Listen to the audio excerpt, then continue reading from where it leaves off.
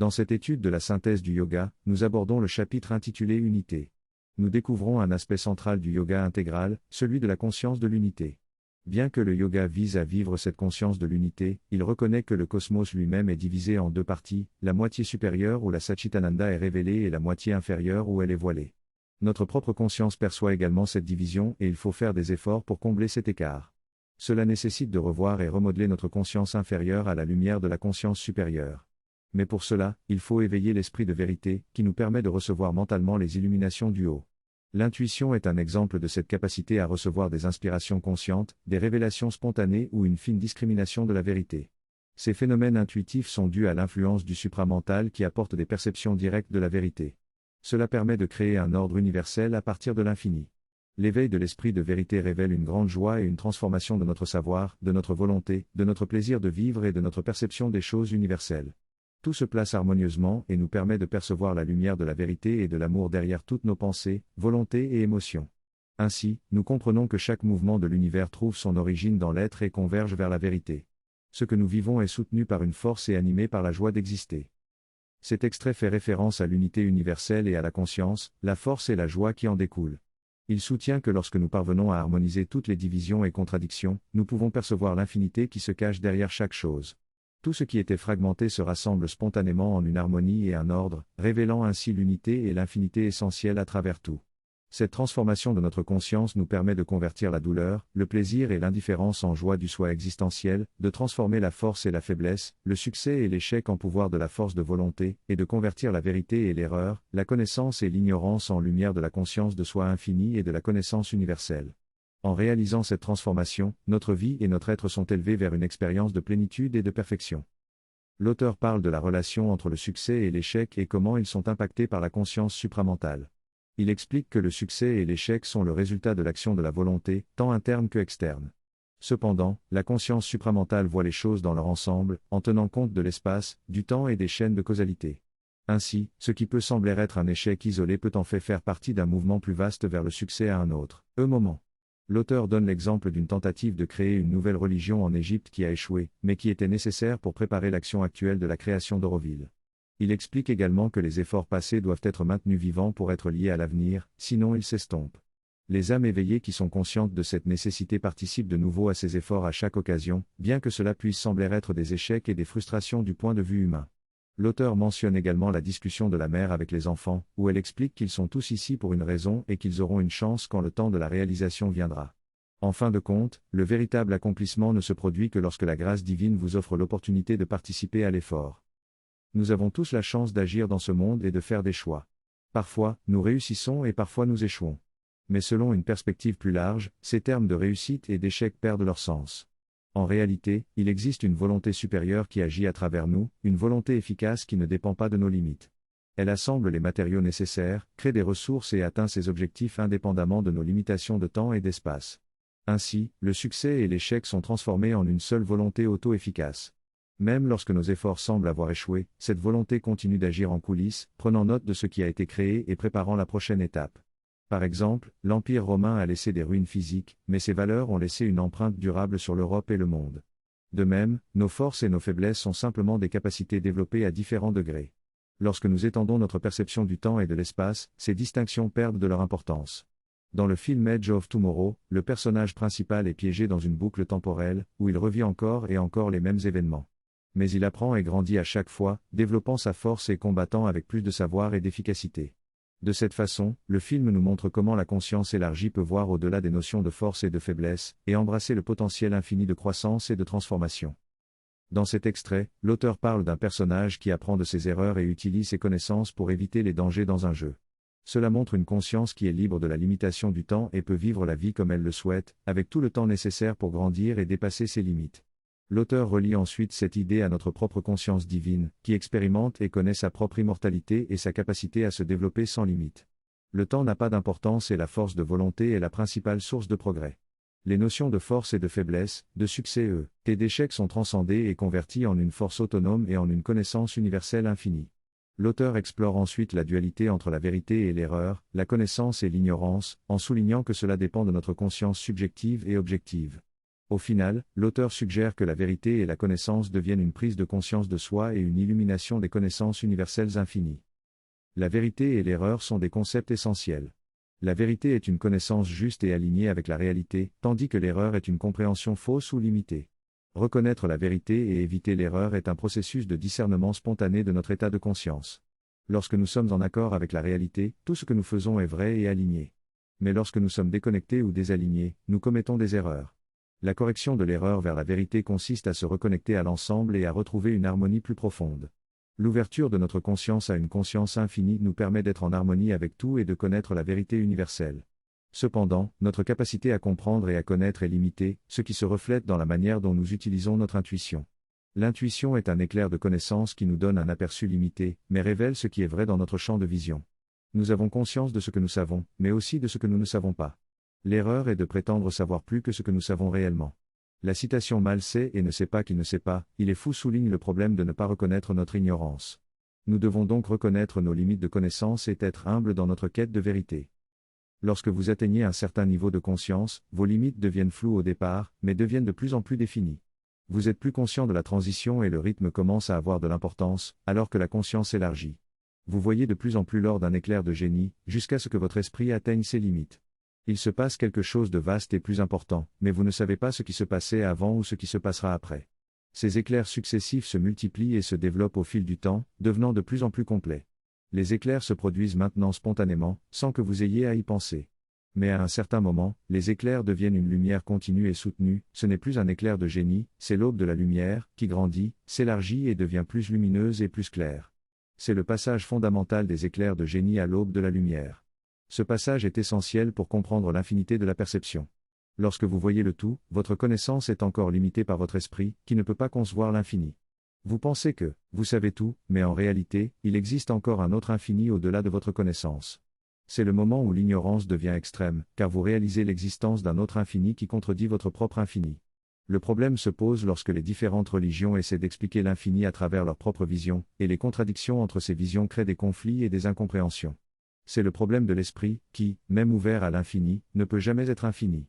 Il doit y avoir une transition vers quelque chose d'essentiellement infini, où toutes ces facettes infinies sont vues comme des facettes d'un tout unique. Tant que cela reste dans le domaine de l'esprit, l'ignorance persiste, car il ne peut pas comprendre l'infini qui le dépasse. La connaissance grandit, mais l'ignorance grandit également, car elle ne peut pas comprendre ni connaître ce qui est au-delà de son propre horizon. La transition vers quelque chose qui est réellement infini est nécessaire pour dépasser cette ignorance et comprendre l'universalité de toutes les facettes de l'existence. Dans ce passage, il est question de la transformation de la conscience et de la réalité. L'auteur explique que lorsque l'esprit dépasse sa forme limitée, il atteint la lumière de la connaissance suprême. Les concepts tels que la vérité et l'ignorance se transforment alors en une conscience infinie de soi et en une connaissance universelle. Il est également mentionné que l'augmentation et la diminution de l'existence, ainsi que la limitation et le dépassement de celle-ci, se manifestent sous forme d'ondes dans la conscience réalisatrice du soi. L'auteur fait également référence à la relation entre le niveau de la forme et le cosmos, affirmant que tout ce qui se situe en dessous du supramental est caractérisé par des frontières et des limitations. De plus, l'auteur donne des exemples pour illustrer comment l'augmentation d'une chose entraîne la diminution de quelque chose d'autre, mais que d'un point de vue global, tout est maintenu dans l'existence. Il fait également une analogie avec le fonctionnement du corps humain, où différents organes se contractent et se dilatent pour maintenir l'équilibre. Enfin, l'auteur souligne que dans les domaines de l'esprit, de la vie et de la matière, tout est en constant mouvement et transformation, tandis que l'espace vide contient une énergie infinie d'où émerge la matière. En somme, l'auteur explique que la réalité est une série d'ondes émergentes et décroissantes, mais que tout est maintenu dans une existence consciente de soi. Dans cette vision globale, l'auteur met en évidence l'idée que tout dans l'univers est une seule et même conscience qui se manifeste à travers des vagues de réalisation de l'existence consciente. Ces vagues se traduisent par des augmentations ou des diminutions de l'être, des limites et de leur dépassement, des forces opposées comme la joie et la douleur, la force et la faiblesse, le succès et l'échec, la connaissance et l'ignorance. Cependant, toutes ces manifestations sont une expression de la conscience de soi inhérente à l'univers. L'auteur souligne également que cette conscience semble évoluer et progresser au fil du temps, comme en témoignent, par exemple, les progrès réalisés dans le domaine sportif ou l'adaptation des animaux à l'environnement humain. En somme, cette vision grandiose met en avant l'idée que tout est interconnecté dans l'univers et que chaque expérience est une manifestation de la conscience universelle. Dans ce texte, il est question de la découverte d'un potentiel infini de soi-même et de sa conscience. Il est expliqué que cette prise de conscience conduit à une transformation de notre vie et de notre être essentiel, qui devient une possession précieuse. Cette nouvelle expérience de l'infini se manifeste à la fois subjectivement, à travers notre conscience individuelle, et objectivement, dans notre relation avec le monde extérieur. Malgré cette transformation, les formes et les limites de notre existence ne disparaissent pas, mais sont intégrées à cette réalité élargie. Le jeu et la délectation continuent à exister, permettant à la croissance et au développement d'avoir lieu dans cette dimension cosmique inférieure. Cependant, il est souligné que tout cela reste un jeu et que nous ne sommes jamais vraiment dans l'ignorance. Au contraire, nous participons consciemment à ce jeu, tout comme un acteur sur scène qui sait qu'il joue un rôle, mais qui s'identifie passionnément à ce personnage pour le plaisir de jouer. Ainsi, cette transformation vers une conscience plus vaste et une expression plus intense de nous-mêmes se réalise dans la joie et la délectation. Dans ce passage, Sri Aurobindo parle de la croissance de la conscience et de la transformation de l'individu. Il explique que la croissance se fait d'abord par l'éveil de l'ignorance vers la connaissance, le pouvoir et la joie. Cependant, il souligne que cette croissance prend ensuite une forme différente, celle de manifester les possibilités infinies qui résident au-delà de la connaissance révélée. Il décrit cela comme une expérience nouvelle, où l'individu explore et expérimente de nouvelles formes et variations. Il explique ensuite que cette évolution se produit comme l'aube du soleil, apportant une lumière supplémentaire qui transforme progressivement toute la vie et l'être essentiel. Il souligne que cette transformation va au-delà des simples expériences temporaires ou des réalisations partielles, mais est plutôt une véritable possession de l'expérience et de la conscience. Il utilise l'analogie de la possession d'une fleur pour expliquer que la véritable possession signifie être un avec l'expérience, de sorte qu'elle ne peut jamais être perdue ou séparée de soi. Sri Aurobindo souligne également l'importance de la conscience supramentale pour cette transformation. Il affirme que seule la conscience supramentale, qui est l'expression de l'infini, peut être véritablement complète et exécuter cet éveil et cette transformation. En conclusion, Sri Aurobindo explique que cette réalisation de la conscience supramentale permet d'atteindre l'unité des trois activités fondamentales de la vie, le savoir, le travail et la dévotion. Il montre ainsi la relation de la connaissance intégrale avec les deux autres voies. Les trois objectifs mentionnés ont tous un but commun. Ils visent à atteindre la connaissance intégrale et à réaliser l'existence du véritable soi ainsi que la volonté consciente divine qui régit secrètement toutes les actions. La dévotion vise à réaliser la félicité qui aime tous les êtres et toutes les existences. Chaque objectif vise donc à posséder le Chidananda, la conscience et la béatitude, à travers l'un des aspects de notre nature divine tripartite. En nous plongeant dans l'introspection, nous découvrons notre véritable existence, au-delà des changements de notre esprit, de notre vie et de notre corps. Nous cherchons également à comprendre et à suivre la volonté divine qui guide toutes nos actions. Enfin, nous nous efforçons d'expérimenter la félicité profonde et inconditionnelle qui réside en nous. Dans ce texte, l'auteur explore la notion de nécessité et de volonté consciente. Il souligne que la science découvre des lois physiques qui régissent l'univers, mais il y a aussi une volonté consciente qui agit en secret à travers toute chose. Cette volonté est décrite comme l'expression du divin lui-même. L'auteur soutient que cette volonté consciente est également présente dans l'évolution et dans la complexité des interdépendances de la vie. Il affirme que même si cette volonté peut être qualifiée d'intelligence mécanique, elle est toujours consciente de ce qui se passe et s'adapte pour atteindre son but. L'auteur suggère que cette volonté consciente est la source de notre propre conscience et que notre éveil en tant qu'être conscient est le produit de cette volonté. Il soutient également que cette volonté consciente se manifeste à travers différentes voies telles que le chemin de l'action, le chemin de la connaissance et le chemin de la dévotion. En fin de compte, l'auteur affirme que la réalité est que la divinité réside en nous et que c'est cette divinité qui aime et se relate à toute chose. Le but ultime de la dévotion est alors de réaliser cette félicité divine qui se trouve en chaque être et en chaque existence. Dans ce passage, l'auteur parle du chemin de l'amour divin et de la pratique du yoga intégral. Il explique que ce chemin mène à l'éveil de l'amour et de la béatitude divine en nous. Les trois voies du yoga intégral, connaissance, amour, action, se rejoignent pour former une base solide dans laquelle l'ego se dissolve et le cœur s'ouvre à l'amour divin. Cette pratique du yoga intégral permet une transformation profonde de notre nature, préparant ainsi le terrain pour le yoga de la perfection de soi et l'éveil de la conscience supramentale. Lao Tse souligne également que le yoga intégral peut inclure toutes les formes de vie et activités, rejetant seulement les distorsions et les limitations. Il conclut que le yoga intégral est un système complet et universel, adapté à chaque individu peu importe son niveau de développement.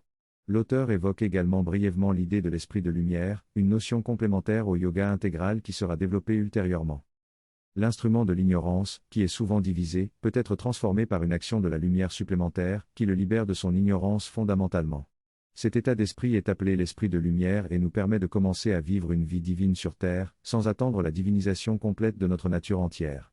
C'est le don spécial que Sri Aurobindo nous a laissé, à la fois comme pratique et comme conscience qu'il a développé en lui-même.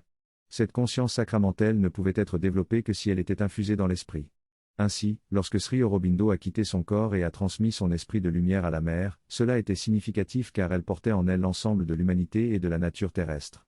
Avec cette transmission, le pouvoir organisé de l'esprit de lumière est maintenant présent en nous, selon notre capacité à recevoir la lumière supérieure et à ouvrir notre esprit à elle. Ce processus se produit déjà de manière instinctive chez les jeunes enfants, mais pour les personnes conscientes qui s'ouvrent délibérément à la lumière supérieure, l'organisation et la croissance de l'esprit de lumière se déploient. Il est désormais possible de participer consciemment à ce processus et de grandir dans cette conscience sans trop d'efforts. L'effort requis consiste à préparer consciemment notre esprit à recevoir l'intuition et à s'ouvrir à la lumière, puis à la maintenir et à s'élargir de plus en plus. Le reste est accompli par l'action de l'esprit de lumière lui-même. Tout comme la logique de l'émergence de la lumière de la surmentalité met naturellement tout en ordre, le fonctionnement de l'esprit de lumière est également logique et raisonnable. Il est donc possible de relier le yoga de la connaissance intégrale avec les yogas de l'action et de l'amour.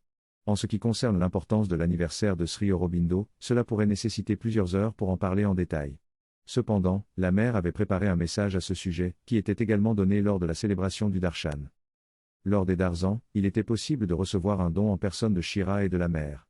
Cependant, la valeur de ce don ne dépend pas de la présence physique devant eux, mais de notre ouverture à leur empreinte. La préparation que la mère nous faisait passer consistait en deux aspects, recevoir et contenir. Certains témoignages d'expérience lors de ces rencontres étaient variés, allant de la perception d'une intense lumière blanche à une sensation d'amour ardent et d'expérience mystique. Parfois, les effets de ces expériences étaient si intenses que les personnes ne pouvaient pas les contenir pendant longtemps.